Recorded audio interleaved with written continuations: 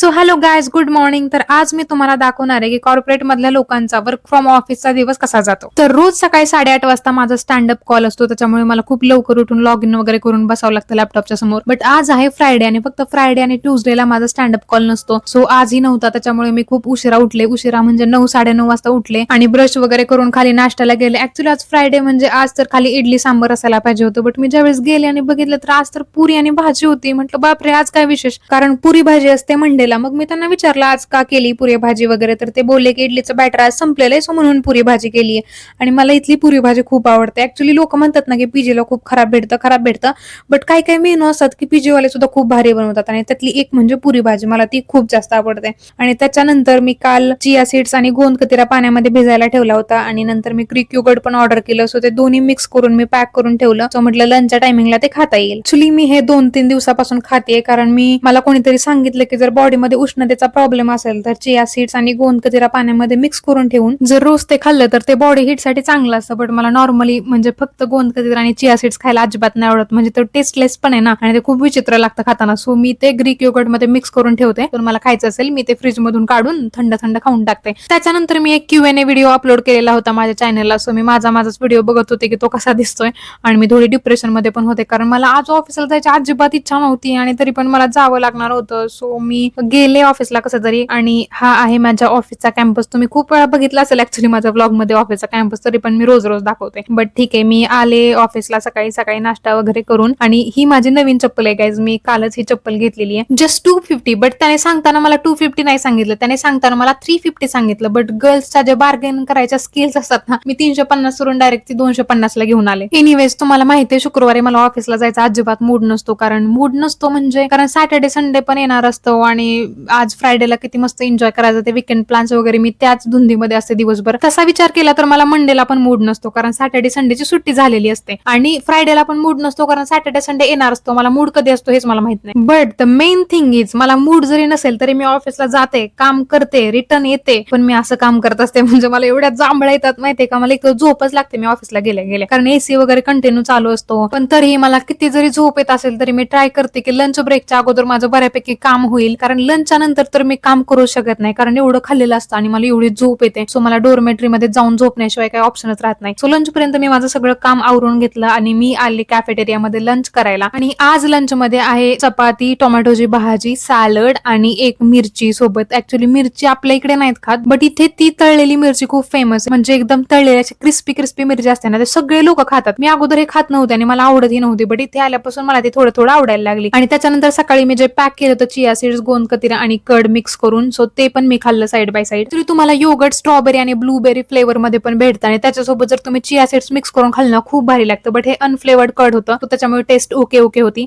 आणि त्याच्यानंतर हा आहे आमचा गेमिंग झोन. ऍक्च्युली मी तुम्हाला फक्त दाखवते, मी इथे काय खेळलेली नाहीये. म्हणजे मी अगोदर खेळत होते ज्यावेळेस माझे टीममेट्स होते, बट त्याच्यानंतर खूप लोकांनी रिझाईन केलं, त्याच्यामुळे आता मला कोणी नाहीये माझ्यासोबत खेळायला. सो मी फक्त तुम्हाला हा एरिया दाखवते. आधी आम्हाला जर कधी बोर वगैरे झालं किंवा जेवण करून जर थोडासा अजून टाइम असेल आम्हाला काम चालू करायला, सो आम्ही इथे यायचो, थोड्या वेळ गेम्स खेळायचो, थोड्या वेळ टाइमपास करायचो आणि मग जायचो रिटर्न काम करायला. Okay, let it be. आता कारण मी एकटीच राहिली आहे माझ्या टीम मध्ये, आणि अगोदर जवळपास फक्त माझ्या टीम मध्ये 15 ते 20 लोक होते. 2 महिन्यापूर्वी माझी टीम एवढी 15 ते 20 लोकांची होती, आणि आज माझ्या टीम मध्ये मी फक्त एकटीच आहे. कोणाला रॅम डाऊन मुळे काढलं गेलं, कोणी त्यांचं रिझाईन करून गेलं, बट आमचा खूप चांगला बॉन्ड झालेला होता. आणि आता खूप बोर होतंय ऑफिसमध्ये पण ऍक्च्युली, पण तरी पण काही ऑप्शन नाही, ऑफिसला तरी यावंच लागतंय. 3 दिवस तरी ऍटलीस्ट कंपल्सरी यावं लागतं. So okay, let it be. खूप झाला आता इमोशनल बोलणं. नंतर मी जेवण करून झाल्यावर मी थोड्या वेळ चालायला आले, आणि हे माझं नेहमीच आहे माहिती. मी ज्या वेळेस पासून ऑफिस जॉईन केले ना, त्यावेळेस पासून मी ब्रेकफास्ट केला, थोड्या वेळ चालून येते, मी लंच केला, थोड्या वेळ चालून येते, डिनर केला, थोड्या वेळ चालून येते.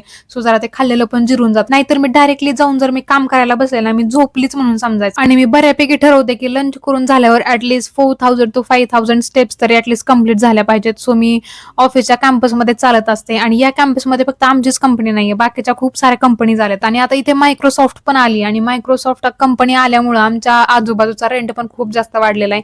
आता तरी त्यांनी अजून पीजीचा रेंट तरी नाही वाढवलेला, बट बाकीच्या पीजींचा किंवा जे नवीन पीजी झालेत ज्यामध्ये लोक अजून राहायला आलेले नाहीये, तर त्यांचा रेंट खूप जास्त आहे. तसं इथे नॉर्मलच आहे म्हणा, कधी आयटी पार्कच्या आसपासचे पीजी आणि फ्लॅटचे रेंट कधी पण जास्त असतात, आणि थोडं आउटस्कटला गेल्यावर रेंट थोडेसे कमी पडतात. ओके, चालून कंटाळल्यावर मी ते थोडे बसले होते, आणि माझे तुम्ही बघितलं असेल की माझे केस बांधलेले होते, आणि मला वाटत होतं की माझा चेहरा खूप मोठा दिसतोय केस बांधल्यावर म्हणून मी केस सोडले आणि मी रिटर्न ओडिसीमध्ये चालले होते, कारण माझं काम पण बरंच पेंडिंग होतं. आणि तुम्हाला माहिती आहे की मी बऱ्याचशा व्हिडिओमध्ये सांगितलंय की इव्हिनिंगला माझा कॉल असतो आणि त्यामध्ये मला सगळी अपडेट द्यावी लागते दिवसभराची. त्या कॉलचं मला खूप जास्त प्रेशर येतं. ऍक्च्युली काय व्हायचं ना की अगोदर जर कॉल असला तरी पण माझ्या टीममध्ये मी तुम्हाला सांगितलं ना की जास्त लोक होते, सो ते जास्त लोक मिळून सगळं मॅनेज करायचे. म्हणजे जर काही इश्यू आला किंवा काही प्रॉब्लेम असेल तर सगळे लोक असायचे तिथे हँडल करायला. बट आता कोणीच नसतं, मी एकटीच असते. म्हणजे कोणाला जरी काही इश्यू आला किंवा त्यांना काही टेस्टिंग पाहिजे असेल कोणाकडून तर ते डायरेक्टली मला रिच आउट करतात.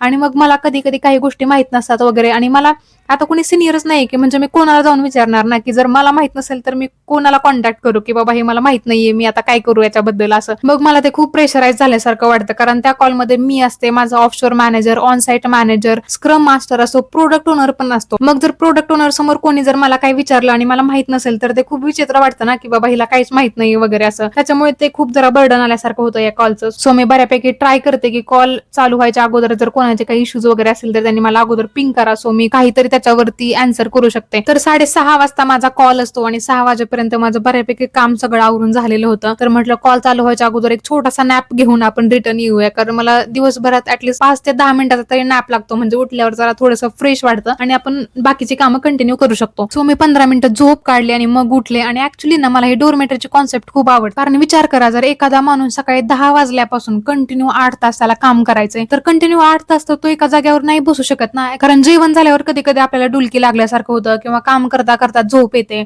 आणि जर त्यांच्या ऑफिसमध्ये डोरमेटरीच नसेल तर त्यांनी काय करायचं, तो रूम वरती जाऊन तर झोप काढून रिटर्न नाही येऊ शकत ना.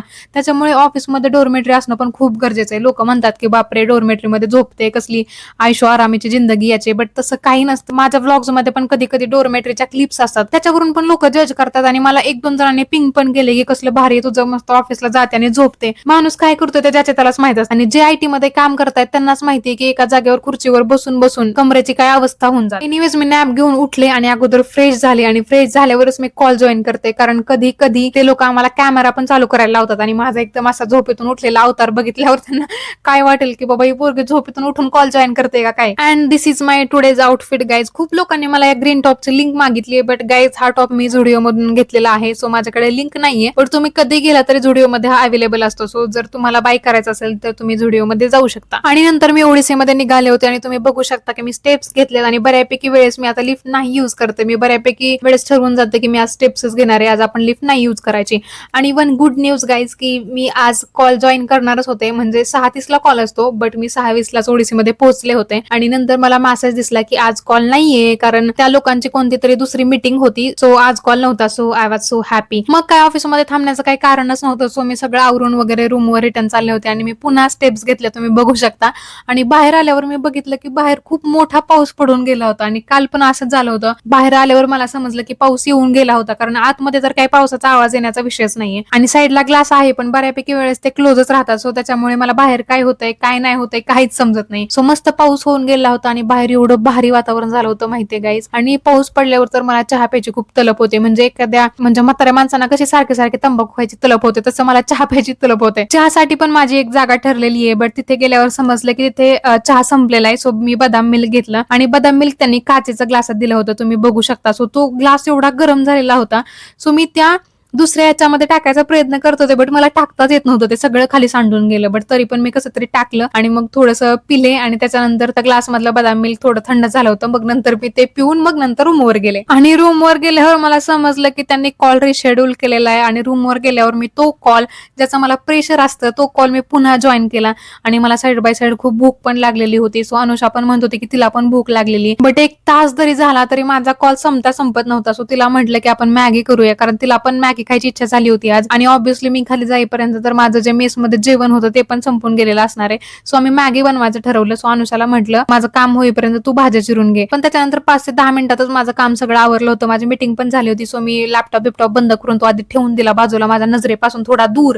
आणि नंतर मग मी अनुषाला थोडीशी हेल्प केली. त्या सगळ्या कट केलेल्या भाज्या वगैरे घेऊन आम्ही खाली गेलो, कारण आमच्या रूम मध्ये तर काही इंडक्शन वगैरे नाही. आम्हाला काही बनवायचं म्हटलं तर मेसमध्ये खालीच जावं लागतं आणि तिथे बनवावं लागतं. आणि तिथे पण काही बनवायचं म्हटलं तर अशाच गोष्टी बनवाव्या करावं लागतात जे पटपट होऊन जातात, म्हणजे मॅगी म्हणा किंवा राईस म्हणा, कारण लाईन मध्ये बाकीच्या मुली पण असतात आणि ते पण वेट करत असतात त्यांना काही बनवायचं असेल तर. सो आम्हाला ते लवकर आवरून तिथून निघावं लागतं. सो आम्ही मस्त कांदा, टोमॅटो, कोथिंबीर घालून मस्त मसाला मॅगी बनवली होती आणि तिथलं सगळं आवरून अनुषाला म्हटलं आपण ते घेऊन रूम मध्ये जाऊ आणि रूम मध्येच खाऊ, कारण खाली पण खूप गर्दी झाली होती, सगळ्या मुली खाली जेवण करायला आलेल्या होत्या. सो आम्ही हे सगळं घेऊन रूम मध्ये गेलो आणि रूम मध्ये खाल्लं. कसली भारी मॅगी दिसते बघा. मे बी हे बघूनच तुमच्या तोंडाला पाणी सुटलेलं असेल, I guarantee. By the way मला प्लेन मॅगी आणि मसाला मॅगी दोन्ही पण खूप जास्त आवडतात, बट मी प्लेन मॅगी जास्त प्रेफर करते, कारण मला प्लेन मॅगी मसाला मॅगी पेक्षा जास्त आवडते. बट अनुषाला मसाला मॅगी जास्त आवडते आणि आज अनुषाला मसाला मॅगी खायची जास्त इच्छा झाली होती. सो आम्ही मसाला मॅगी बनवली. मी ऍटलीस्ट प्लेट मध्ये खात होती, बट अनुषाने तर पातेल्यामध्ये मॅगी घेतली. So that's it for today guys. Bye bye.